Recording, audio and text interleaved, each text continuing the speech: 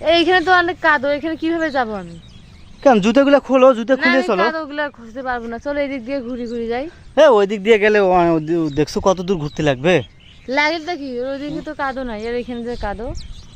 তুমি আমার ঘাড়ে ওঠো, আসো। না না, তুমি আমার ঘাড় নিতে পারবে না, ঘাড় নিয়ে তুমি আমাকে ওখানে যাই ফেলে দিবে। দাও দাও, ঘাড়ে ওঠো।